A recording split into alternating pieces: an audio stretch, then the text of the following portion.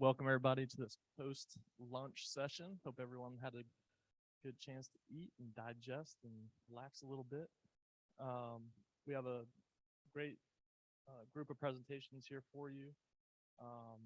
If you're online, feel free to ask your questions anytime.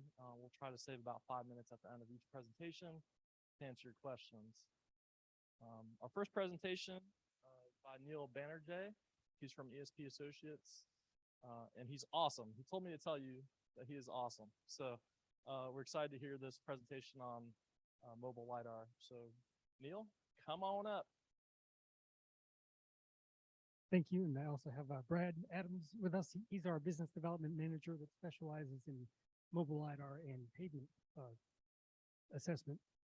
So I'll start out the presentation saying I'm not an expert in autonomous vehicles, so half of this stuff is from the internet. But Brad and I worked in a project together earlier this year that had some interesting, just wanted to share some of the interesting connections between the autonomous vehicles and GIS. A little bit of an outline, so I'll go through an overview of the autonomous vehicles and a timeline of the history, some of the general GIS applications for them. We'll talk about the project and then wrap it up.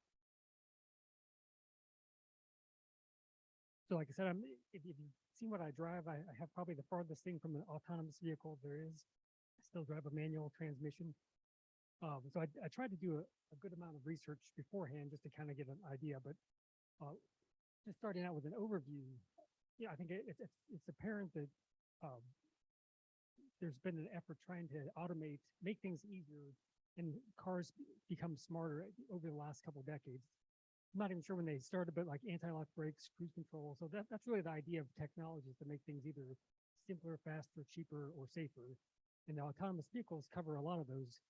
I think that the trend was kind of gradual, probably from the 90s onward, but certainly in the last 10 years since the commercial market, I don't know how many Teslas you see out there, but since the commercial market's really entered the realm, that technology has really springboarded. And like with many other technologies, as technology advances, it accelerates how fast it can advance. So some random statistics. I did these slides a couple months ago, so some of these may be outdated, and they are from the internet, so of course they must be true. There's about 1,400 autonomous vehicles in the country. Again, none of them are considered, and I'll get into this in a second, are fully autonomous. The interesting thing, 41 states have already either considered or introducing legislation to deal with these. So I think there's a understanding or an anticipation of a need that this is going to change some things legislatively. Interestingly enough, the most common accident from an autonomous vehicle is being rear-ended. So that's probably a signal that maybe not the vehicle itself, but the drivers behind them. However, it sounds like there's still some convincing to do. Again, I don't know if it's true or not. 60 to 75% of people say they're not comfortable with the idea of autonomous vehicles. And so I think some of the benefits I'll talk about autonomous vehicles, if you don't really realize all those benefits unless more of the population accepts it.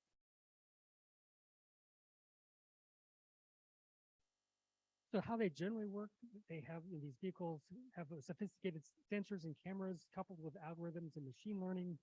The common sensors are there's radar, ultrasonic, so those are probably the ones you know best for detecting nearby objects like your traditional backup beep cameras. There's the regular cameras to detect signs, read signals, and then LiDAR for measuring distances and seeing things precisely. And so what in a general sense, what the vehicles are trying to do is use all this real-time information that's being collected, pair it up with base mapping and so forth, to essentially put itself in a virtual environment, and then let the AI and machine language kind of figure out what to do. So I think this chart actually originated from American Society of Engineers, and it's been adopted by the U.S. Department of Transportation. But there's 6 levels of automation. At least as of these slides a few months ago, really there are, at least in a mass production, there are no cars in the U.S. that are above a 2 or maybe a 3. So we still have a ways to go in the cycle.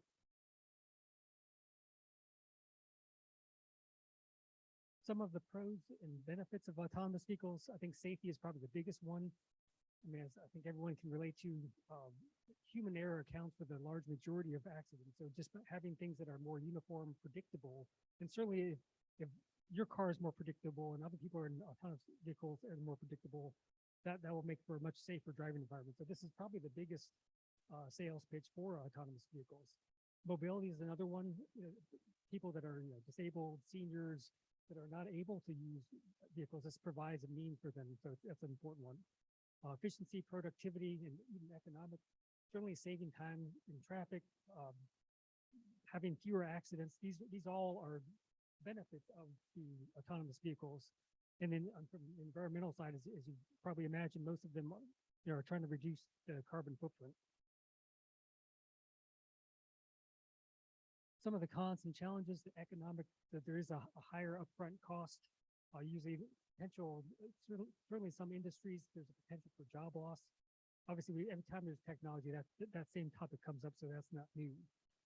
Probably a bigger one that's increasing is the systems and security risks. So not only is there idea, most of the cars now, I think they have the sensors and they talk to themselves, but I think the long-term idea is you'll have receptors on other vehicles and street signs and so forth. So everything's talking to each other. Well, that poses the risk for hacking and so forth. And then the societal and legal, and this is why I pointed out the 41 states. Is, everyone's not convinced it's the right way to go, but then there's all the, how do you deal with insurance and fault and claims and that kind of thing. So I think there's a lot of hurdles to get through before we go fully autonomous. Some interesting historic milestones. So the first, what's considered the first autonomous vehicle was actually back in 1939 at the World's Fair. It was a car that was guided by magnetic spikes in the rail. So this was considered the first one. And then as part of the space program in the 60s and 70s, that's where a lot of the development. One I'd never heard of until I prepared for this was Carnegie Mellon did the NavLab 5 car back in the mid-90s. So it drove all the way from Pennsylvania, California with the automated steering. So, I mean, people have been working on this for quite some time.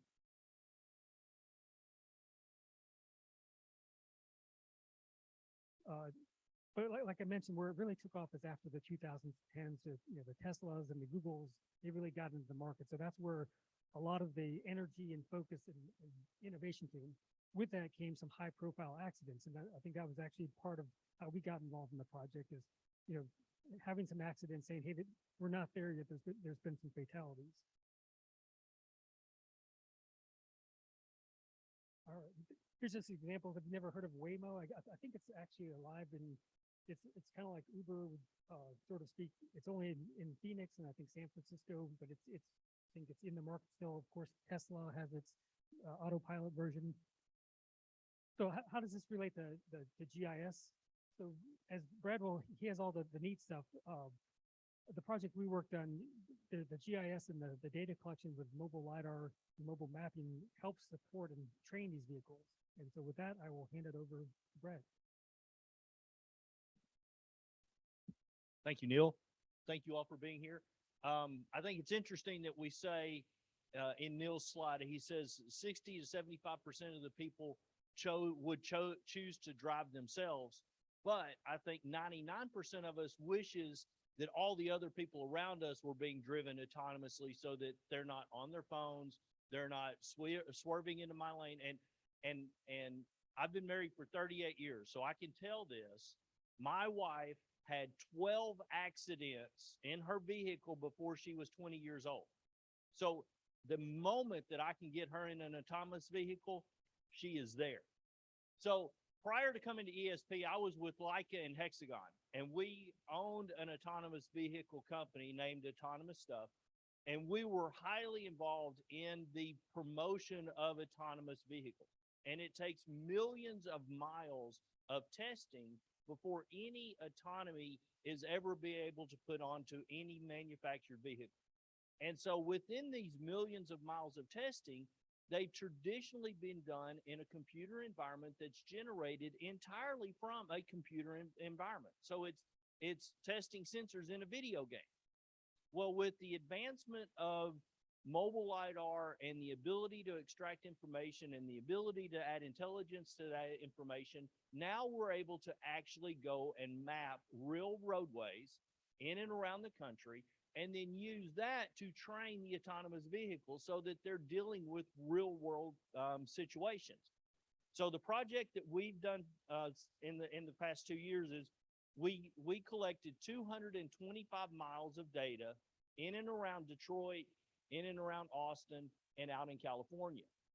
And the way we did that is we used our survey grade mobile LiDAR system to collect data. We extracted that data, and then we used GIS to add intelligence to that data. So the benefits of the mobile LiDAR is it's all survey grade. It's 2 million points a second. It's plus or minus millimeter accuracy. So you get all of this really dense and great data that you can use, and it's highly accurate. And one of the reasons, and so these are our collection vehicles. We're lucky enough to have laser scanners from all three major manufacturers. So we have a Leica system, we have a Trimble system, or we have multiple Trimble systems, and we have a Regal system. The value to that is we can choose the right sensor for the type of environment that we're using. Now, because we were doing 225 miles, we use the Leica sensor because it has a single laser on it, as opposed to dual laser, which eliminates half of the point cloud. We get more than enough coverage, but we have the ability to cut the LiDAR data in half. And you can see in the lower corner here, that is a typical LiDAR point cloud. So you can see the density, you can see the amount of information, you can see the visualization of that. Now, a mobile LiDAR system is made up of a number of sensors. So you have your cameras, you have your laser scanners, you have your GPS, and you have your IMU. What allows this technology to be used in these cases today is the fact that each one of those sensors has gotten better and more productive in each case. Starting with the GPS. We know that every one of us use GPS every single day. And the accuracy of GPS has continually gotten better because we've put more satellites up. Of course, with more satellites gives you more precision.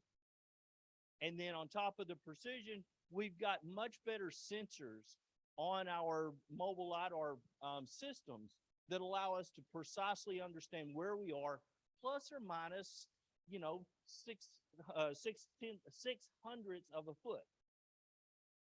And then finally, we can do post corrections because we have RTK stations everywhere now. So we have static corrections of our data that allow us to be near survey grade accurate without it doing any ground control or any traditional surveying. The other thing that has dramatically improved inside of mobile LiDAR is IMUs, inertial measurement units. And in the past, anytime we fell out of good GPS coverage, the IMU controls the path of the data. And the IMU historically has been a weak point and really challenges you when you are under a tree, you're in a bridge, you're in a tunnel, anywhere that you don't have GPS. Well, the better the IMU gets, the better the control of your data gets. So now we're able to do 225 miles of LiDAR data, and we're able to collect it and process it and have it ready to be extracted in little time at all, less than a week. So now that we've been able to get exceptional data collected very quickly, the next component is how well can we extract that information? And the tools to be able to extract the information have gotten better, just like everything else. So now we use traditional LiDAR extraction tools to be able to automatically extract as much of the data as possible. So that means lane lines, that means edges of pavement, that means signs, that means bridges, that means any obstruction in any sign. And you can see here, this is some of the examples of the type of data you can have and the precision and the accuracy that you get from that. And I'll let this run just a little bit longer, and you'll see just how well the guardrail is described by your LiDAR point cloud.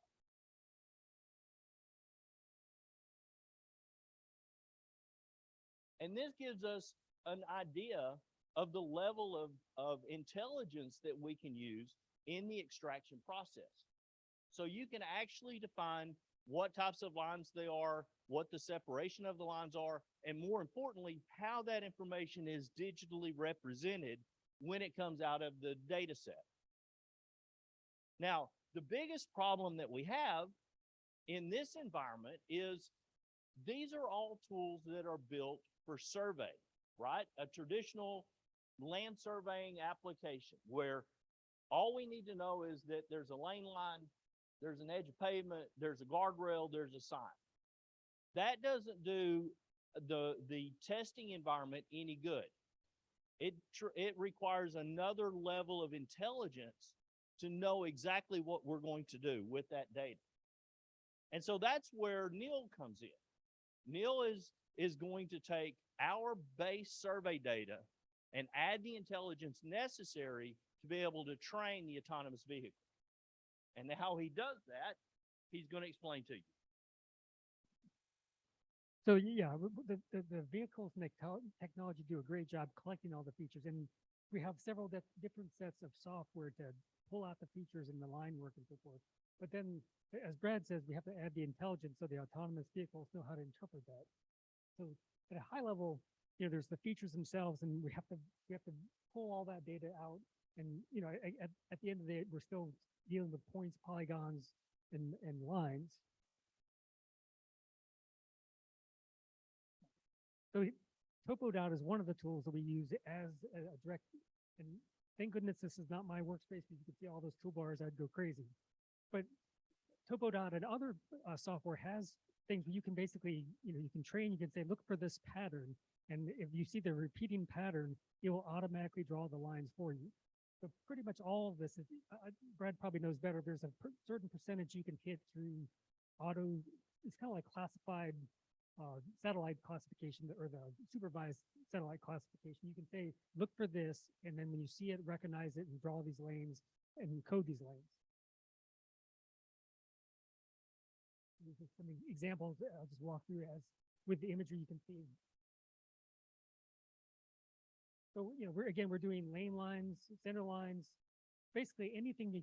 And I certainly have a much better appreciation every time I drive a car now of, my eyes are always looking for pavement markings, signs, things that I never realized, but everything has to have an X, Y, Z and a feature orientation and an ID. So here's traffic signals. And so everything you can see, this is awkward. I mean, even like the markings, the type of markings, like which way are the arrows pointing to crosswalks. So there's all these things that cars have to realize when it's picked up that they need to know about, and this is part of the training. So this is, you can see this is done in our ESP analyst software. So once we get all the actual features out, then we said, well, we have to put them in a format that the cars can understand. So again, at a high level, it's looking for things like direction and adjacency. So I not only need to know this is a edge of pavement or center line, but what's to the right of it? What's to the left of it? It has to have IDs and define attributes. And I'll show you that here in a second. So we, again, used a combination of software to do that. There was a lot of quality control, and this is a lot where the GIS came in, where our final deliverables, I'll get to it here in a second, but we had a ton of data and we had to consolidate it. So we had terabytes of data that we collected, and the final deliverable was probably just a couple megabytes zipped up shape files. So here's some I know you can't read any of that, but the client said, this is what we need to collect for each feature, and it has to be exactly like this, and precision was key. I mean, if something was miscoded, that would be bad. So for basically everything that you can think of that you would interact with your eyes, you had to say, well, this is how the car would see it, and this is how it's going to be stored, this is the attribute. And then we had to work. So this is kind of a high level of once the features were extracted, they were cut and ID'd, classified. This actually probably took me like a month to get around my mind. It's like how, again, the adjacency of like, I mean, this may have been particular to this client or the need of this autonomous vehicle, but each one has a very specific scheme that you have to follow, and you have to figure out how to code so you can attribute the data. There's more. So this is again, the kind of the ironic part. So as part of all this data, this 225 miles, so that in itself is not that crazy. About 2.5 terabytes of data, 175,000 images. You know, as Brad was saying, when the mobile LiDAR truck is going, it's constantly getting images. Well, our deliverable is basically some 3D shapefiles and probably a couple megs. You could email it. But we ran a lot of tools to help process and QC. We had a couple toolboxes to kind of assist and walk through that. And, you know, one thing, sort of a lesson to learn as we got through it, you know, we did, I think, Detroit first. And there's, you know, we're using the schema and the logic. When we got out in California and Texas, we'd run across different things, different kinds of interchanges, loops, turnouts, driveways.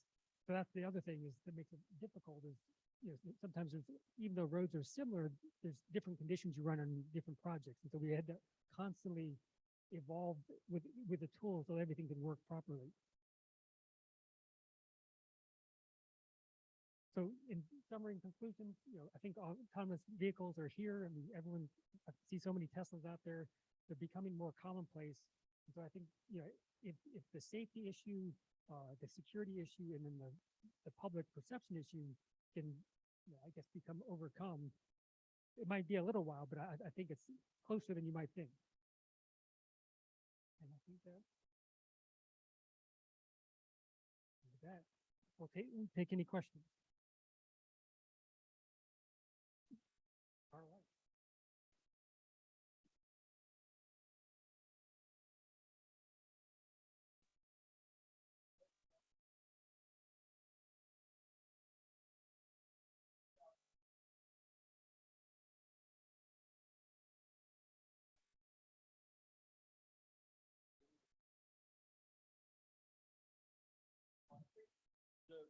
The first part of that answer is this level of intelligence is necessary for the training of the autonomous vehicle. So I don't need to have all of my center lines labeled, all of my lane lines labeled, all of that in the data sets to replicate all 80,000 miles. Now, we have shown through a lot of the challenges of autonomous vehicles and some of the accidents is it's really not a good practice to have everything dependent upon the sensors of the car. It's too much to ask making all of these decisions. So what has come to play is there is a need for an accurate base map, which means a survey grade deliverable from your mobile LiDAR with your edges of pavement and your lane lines that doesn't necessarily need the entire level of intelligence on those shapefiles necessary for the training. The opportunity becomes that if we can collaborate and we can bring in multiple agencies and we can fuse technology where we take a combination of aerial mapping and mobile LiDAR and feature extraction and GIS intelligence to use all of these different technologies, then we can deliver a quality product to multiple agencies for the same cost.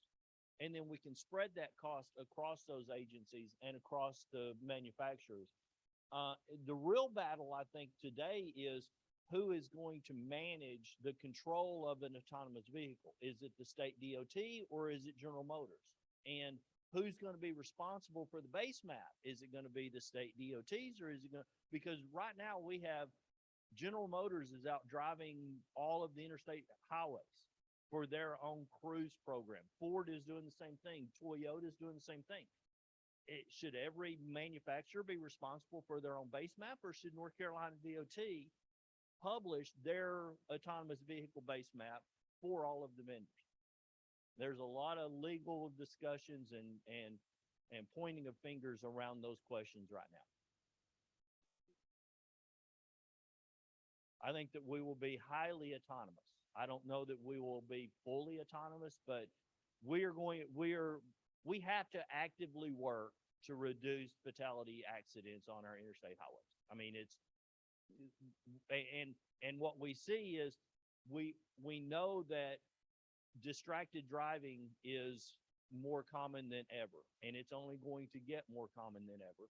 And frankly, we're not training our young drivers how to drive any better than we're training our older drivers how to, and in fact, we see evidence now that kids are not even wanting to drive. You know, they're getting an Uber, they'll having mom and dad take them. I have a 16-year-old nephew who's got a truck sitting in the driveway. He's never driven and he has no desire to drive. When I was 15, I was trying to get a hardship license so I could get out of the house. You go, yeah, that's right. And so, I think that we've got to continue down this path. I think the genie's out of the bottle. I think that when any of us get in a car that has assisted driving features, we all really like those assisted driving features when we get used to them. Having the ability for the car to start stopping and alert you when you're coming up on a parked car, that's very handy when people are looking at their email. So I think that we're moving in that direction, and us old timers who still want to drive our trucks on the farm are going to have to figure out how to do that. Was there a question on? Sure.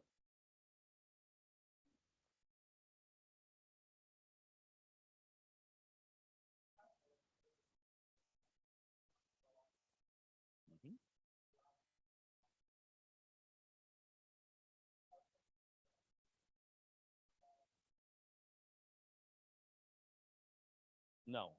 No, I think that, well, Tesla says that they're only using the imagery component and cameras, and everyone else is building in LiDAR sensors into their vehicle. So I'm going to go with the majority. Yes, sir.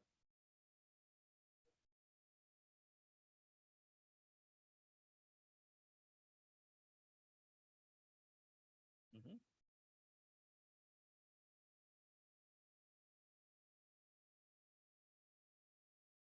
So, so the biggest difference, of course, is that it's a controlled environment. And as any of us know, as Neal alluded to, if you drive in Texas, it's completely different than driving in North Carolina and completely different than driving in California. We did a project for the Fort Worth District of TxDOT where we were to do mobile LiDAR for all of the bridges in the entire department.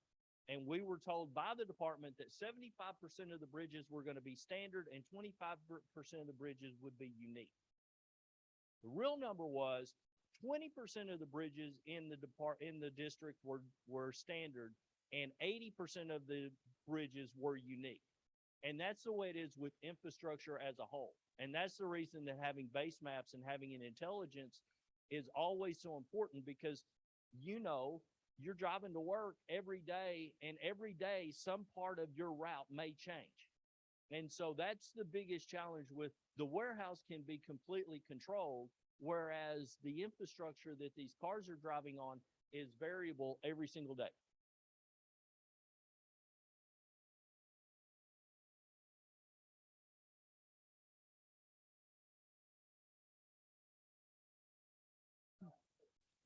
You're going to drive yourself.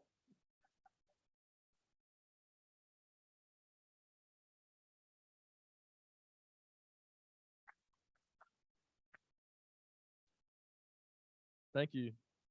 That was fantastic, really interesting. Give it up for the ESP guys. Thank you very much.